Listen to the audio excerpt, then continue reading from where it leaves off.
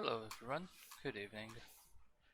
I am Helt and I am usually the host of the Lucky videos on this channel, but I'm bringing you something mildly different this time. This is Amaranth. For those who don't know, this is a tool for deck building and in VTES. And what I have here is the deck that I played on the South American Championship, which was Sack Unlucky. It had 69 people. It was crazy. It had 14 tables in each round, 3 rounds in total. I did really well considering I am a reasonably new player, and essentially would like to show you what I was playing. And this is a very simple deck. It's as simple as it comes. The basic idea is you put your Giovanni in. Your Giovanni bleed, you increase the bleeds, and you repeat until your prey is dead. This is not a deck that wins the table, but is a deck that wins you some VPs. Being a new player, I was very sure that most people playing this tournament have been around for 10-20 years. So my odds of scoring a few GWs, a few game wins were rather slim, to be honest. And I was fine with that. I was there to learn. And I learned a lot. Mainly I learned that my deck composition was almost good, but not enough. So let's discuss that. Let's start with the Crypt. The Crypt is Giovanni's from group 2 and 3, and this guy, which is the star of the deck, a Nagaraja called Ledinto. The card text says, as a +1 direct stealth action, I can look at someone's hand and discard something. And he has superior necromancy, basic, dominate. Cost 5. So it's a low cost guy that I can bring reasonably fast, and it allows me to take the bounces out of my prey's hand. This is the main thing that makes this deck work reasonably well, and all the tables that I played I managed to get him out, and in all of the tables he managed to score me a VP. He acts first. If someone tries to block, you use the tech of this deck to make the blocks fail, either with Seduction if you play a Dominate Master on him, or with Call of the Hungry Dead otherwise. You make the block fail, you take a look at the guy's hand, you take the deflection or the misdirection out, and you can bleed with impunity. If the target does not have a bounce, then you can take out his wakes. If he doesn't have a wake, you can take out the intercept or things that are going to hurt you, like immortal grapple or something like that.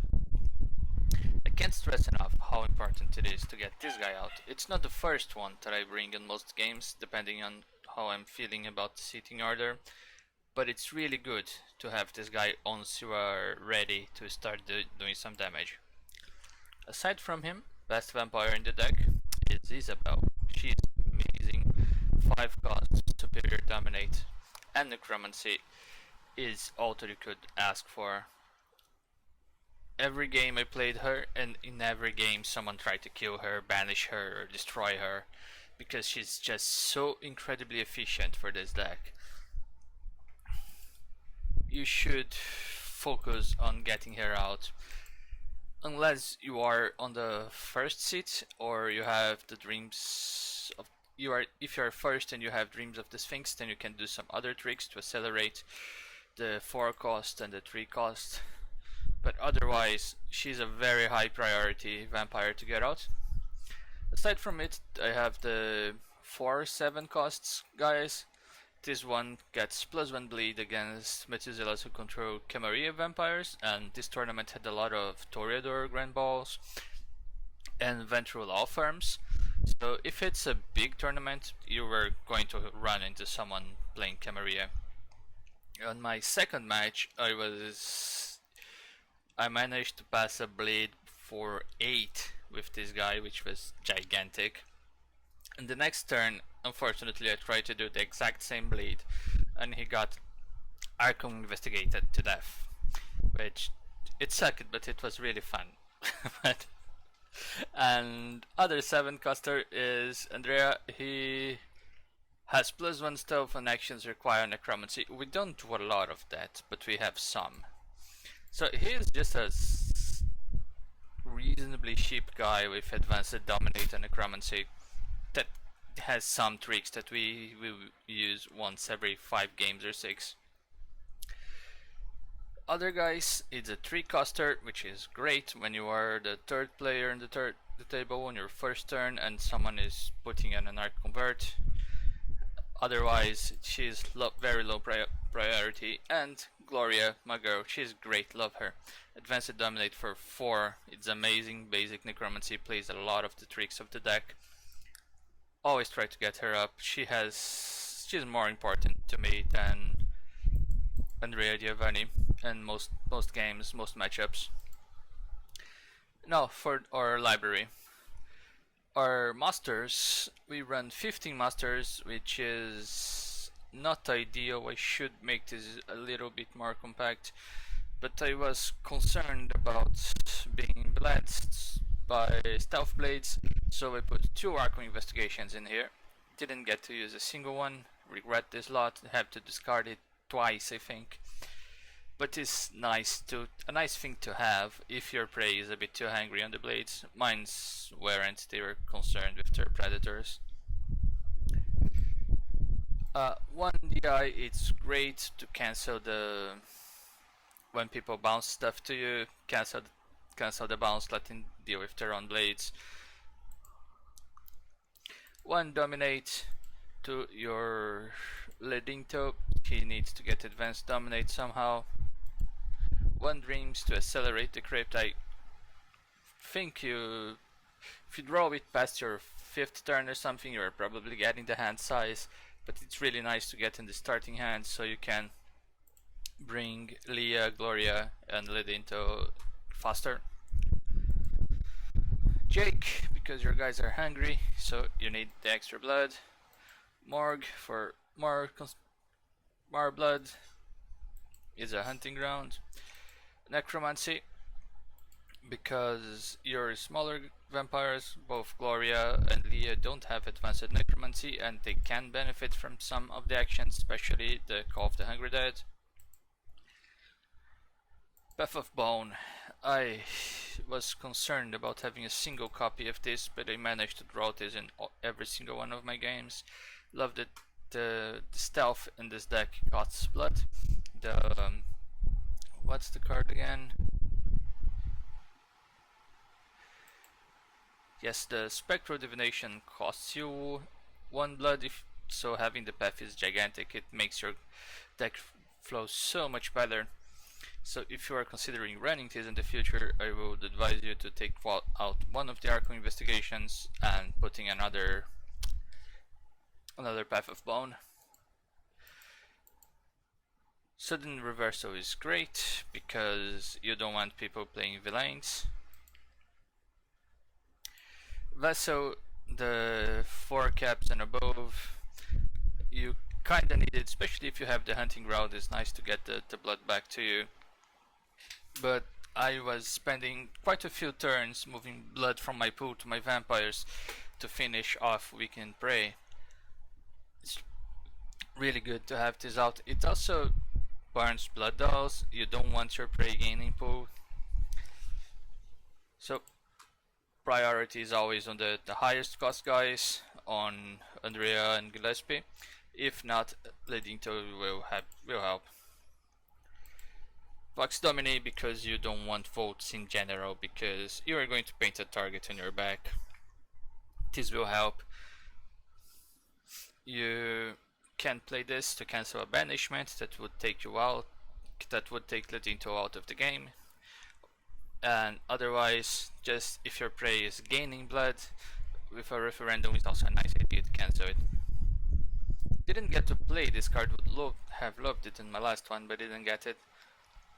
Might be worth making this a flex slot that you can put something else. And one wider view, because cycling the Crypt is very hard if you're not playing Anarch Revolts, Anarch Converts, so this helps a lot. Actions, 13 actions, should have been more. Many more. One Share of Hades. This card has one purpose and one purpose only, is to get rid of Carlton von Wick. That guy that has permanent intercept against vampires can make your life miserable. So burn him if he shows up with the advanced version on this. For mastery, I was concerned about oceans and was also concerned about the... what's the name of the... well, the other bigger 6th cost werewolf. I really wanted one of those for me, but didn't get it, didn't get to play this. If your local meta is heavy on heavy allies, this is worth it, otherwise get rid of this, put more governs. I'm running only 6 governs, I should be running more. I will strongly consider taking those 2 farm masteries and putting the governs on their place. Or at least 2 more scouting missions on this place. I'm running only 2.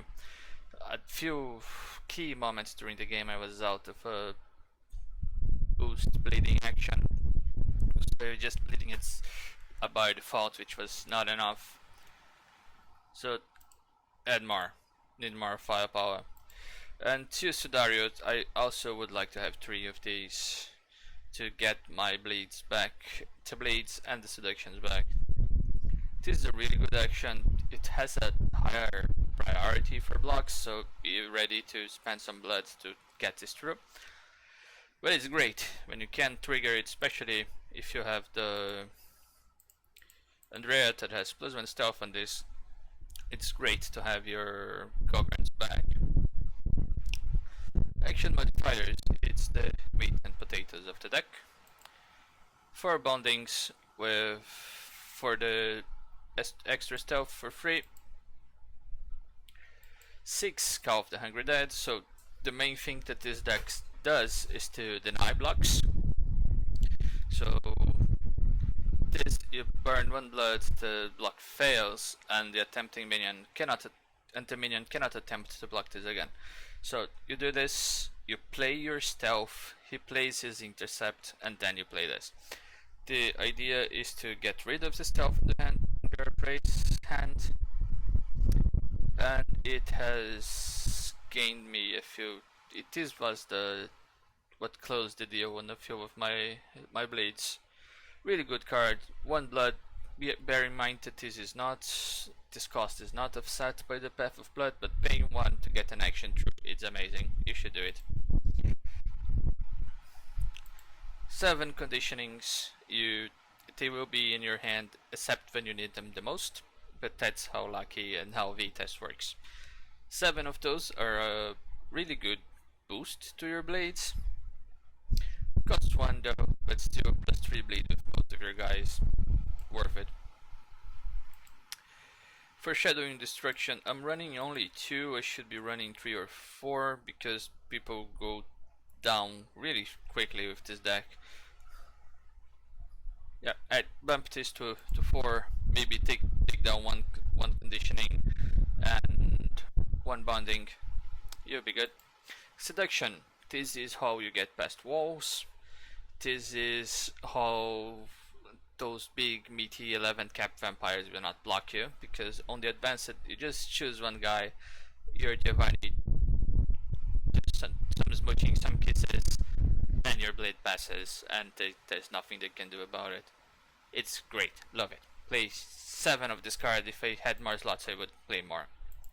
And Sleeping Mind, which is seduction for locked vampires, costs 1 blood, and the minions cannot unlock during this action. It's great when your prey is using animalism, because they have the untaps that they untap and try to block, and you don't want to be blocked by animalism because they are going to kill you. So you play this, they cannot unlock during the action. This takes a lot of people off guard, but if you're not suspecting that they are going to unlock, you just deny one block to be safe. Good card. Costs 1, so I just play 2. Here, the core stealth of the deck costs 1 or 0 if the path is +1 stealth, and if you have advanced you can play for +1 intercept. I played 3 matches in which I didn't block anything, and it was fine. Because you don't have much in the way of combat, so you don't really want to block. But it can help, like someone is trying to equip something and you have a dodge in hand. So it's fine to have, it's great to have +1 intercept. But most cases you are just going to bait more intercept out of your opponent with this, so you can fail the block. Allies. I am debating the usefulness of those guys. That was great. I used it to great effect on my first match. It costs 1 and it can help powering up your vampires when they start running low. His thing is that he has 2 life, so he can block once, which is also great. And yeah, plus the +1 stealth on his action is also very helpful. And this guy did manage to draw it once, but looking at the cost, it didn't make me happy.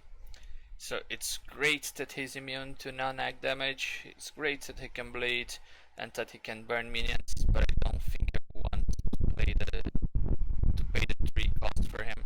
So I would rather have something else in this slot. This guy is going to be removed from my deck next time I play this. One Nisketus, which is amazing if you get it early game, because you are going to get way too many stealth or too many masters or too many something in your hand. So this one helps you fix that problem.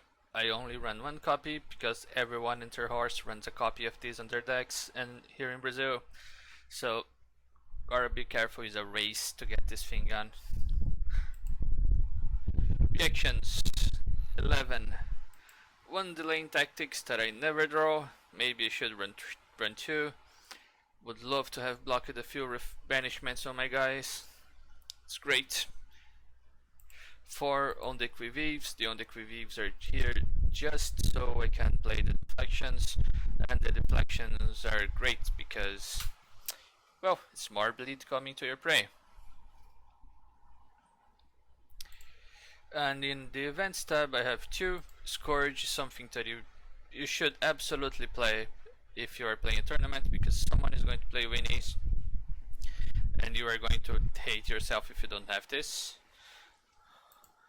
And Narrow Minds is something that I will play if I suspect that I am not getting leading to anytime soon. If I can get rid of the bounces with my Nagaraha, then I don't need the Narrow Minds.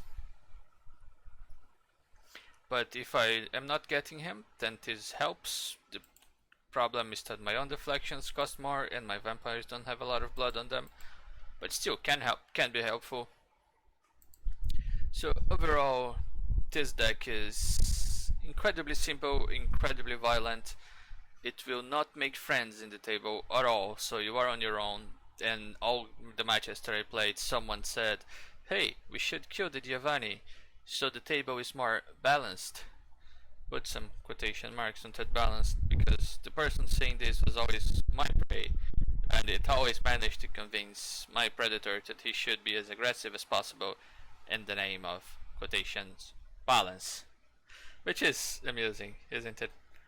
Regardless, I love the tournament, love this deck, we'll improve it over time, we'll play it in more matches here in the channel. And if you want to see this deck and many others being played, take a look at our playlists. And if you want to play against me or with any of our friends here on VTES We Struggle, check the link in the description or in the most recent video on this channel. Join us in Discord, come play with us, it's a lot of fun. We are a very chill bunch, and we are going to get some tournaments going. Hope you have a good time, hope you have a good week. Bye bye.